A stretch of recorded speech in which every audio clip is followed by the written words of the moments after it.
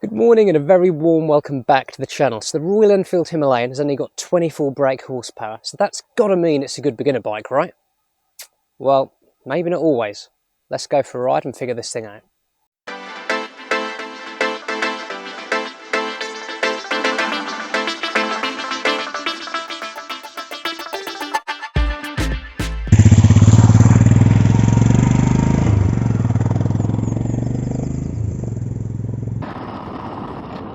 Okay, so if you're a beginner motorcyclist, there's a couple of things that you want. First of which is a bike that's confidence inspiring. And what's the biggest way that a bike can inspire confidence? Not wanting to kill you when you get on it. So the Himalayan in that regard is absolutely perfect. 24 brake horsepower, nice single cylinder engine, really lazy, doesn't rev high, you're never going to slide the back end out on the roads unless you try really hard on the wet, and it's just going to inspire confidence for that beginner rider. So in that regard, for the road, it's absolutely perfect. Linked to inspiring confidence is seat height. Again, there's another tick in the box for the Royal Enfield Himalayan 411. Seat height on this is just 800 millimeters, so absolutely perfect if you're a beginner. You're going to be able to get your feet flat on the ground, no issues at all. The only people that may struggle are those that are well over 6 foot. They may find the bike a little bit too cramped, but unless that's you, again, the Himalayan's going to be perfect for a beginner rider. So confidence is key. Low power, low seat height, absolutely perfect. The other thing you want with a bike, if you've just passed your test or you're coming back to riding, is something that doesn't cost the earth. Again, another tick in the box for the 411. £4,000 brand new now for one of these, which is an absolute steal. And if you're looking at a second-hand bike, you can pick them up from anywhere from like £2,500 upwards. Why do you want a cheap bike if you're a beginner?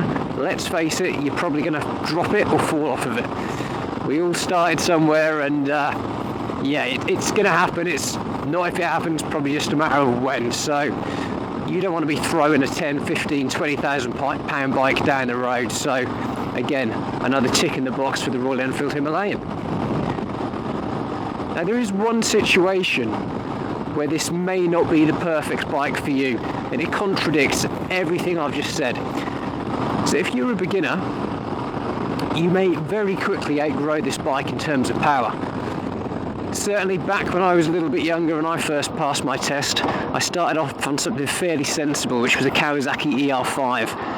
Had that for a couple of years, absolutely loved it, and then wanted something a little bit bigger, so I moved up to a Suzuki SV650 with an awful lot more power, and then up to a Triumph Street Triple from there.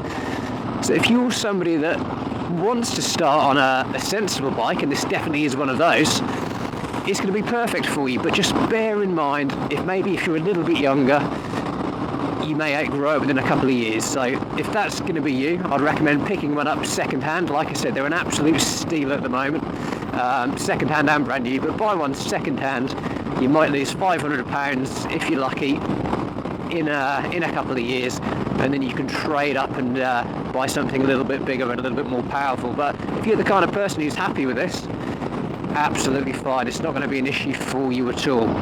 So all of my comments there are in relation to road riding. Actually, in most situations, I do think that the Royal Enfield Himalayan is the perfect beginner bike for the roads. But let's move on to the trails, because this is where my opinions change ever so slightly.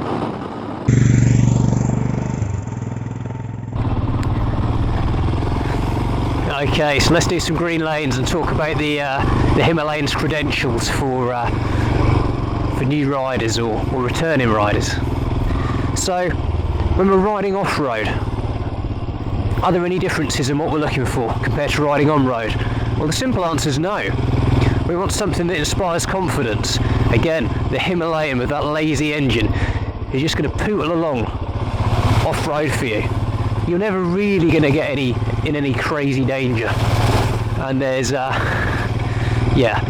a massive chance of you pushing the bike too far and coming a cropper. The bike's going to look after you on the lanes, and that's exactly what you want.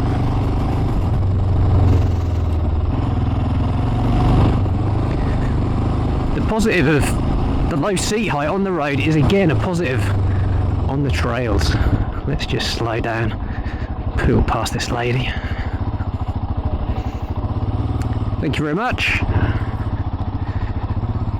She looked miserable. It is a green lane. I have as much right to be here as you. So yeah, the benefit of the low seat height again is a plus for the Himalayan 411. It's going to inspire confidence. If you need to put your foot down and dab, it's going to be easy to do that.